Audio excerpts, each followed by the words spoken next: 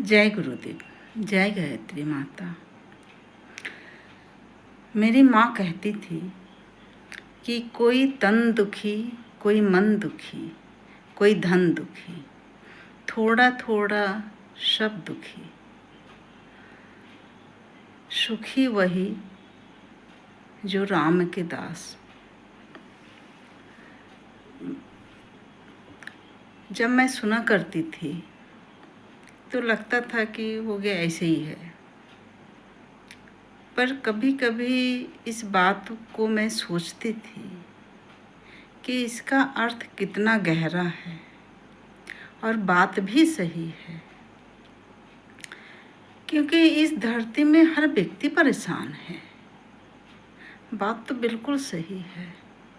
कोई शारीरिक कष्ट से परेशान है, उसके पास सब कुछ है, उसका परिवार अच्छा है, घर अच्छा है, पत्नी है, बच्चे हैं, पूरा भरा पूरा परिवार है, पर शरीर से वो कष्ट है, शरीर में तकलीफ़ है, कोई ना कोई बीमारी है जिसके वजह से वो ना तो सो पाता है, ना खाना खा पाता है, ना उठ पाता है, ना बैठ पाता है, सिर्फ दवाई से परेशान है। दूसरा, मन दुखी। परिवार में कुछ बातें हो जाए, बात विवाद हो जाए तो मन दुखी हो जाता है। ये बात भी सही है कि जिसके पास सब कुछ है पर मन में खुशी नहीं है, वो मन से अपने दुखी है। कहीं ना कहीं ये सारी बातों में बहुत गहराई है। फिर कोई धन दुखी, किसी के पास सब कुछ है पर पैसा नहीं है, पैसे के लिए परेशान है, बच्चों की पढ़ाई में परेशान है, परिवार की कितनी सारी जिम्मेदारियां होती हैं पर उतना पर्याप्त पैसा नहीं होता है, तो कोई पैसे से दुखी। तो सुखी कौन है? खुश कौन है? खुश वही है जो राम के दास, जो उसके पास भगवान की भक्ति है, जिसके पास हरि नाम है, जिसके पास गायत्री मंत्र है, जो भगवान का भजन करता है, जो भगवान से जुड़ा रहता है। उसके पास धन हो या ना हो, शरीर में चाहे जितनी भी तकलीफ़ें हो, मन चाहे कितना भी दुखी हो, कितना भी मन में कष्ट हो, अगर वो भगवान का भजन कर रहा है तो वो अपने जीवन को काट लेगा, क्योंकि उसको पता है कि ये माया संसार है, ये मृत लोक है, यहाँ भोगने के लिए ही तो आए हैं।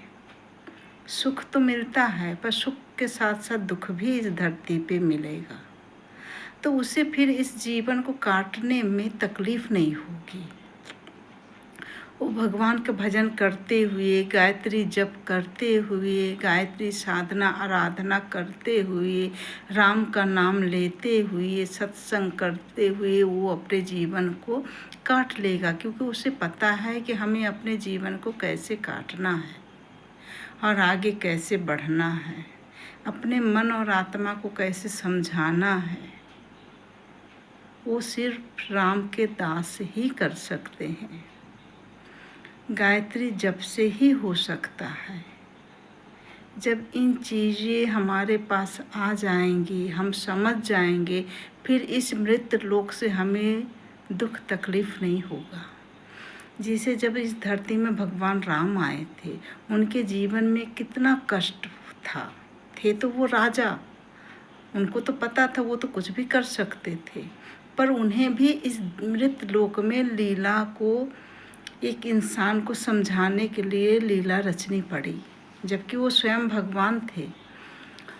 पर जब उनके जीवन में कष्ट आया, 14 वर्ष के वनवास गए, उसके बाद उनको राजपाट वापस मिला, उसके बाद फिर उनको माता सीता से बिछड़ना पड़ा। शुरू से लेके अंत तक के जीवन में उन्होंने सिर्फ कष्ट ही उठाए। और उधर माता सीता भी पहले वनवास काटी, फिर उसके बाद आने के बाद फिर उनके ऊपर जब आरोप लांछन लगे, तब उनको फिर धरती में समा गई।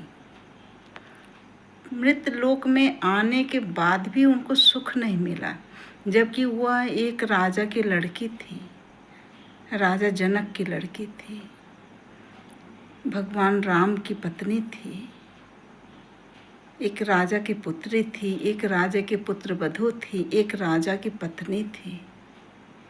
फिर भी उन्हें इस मृत लोक में सुख नहीं मिला।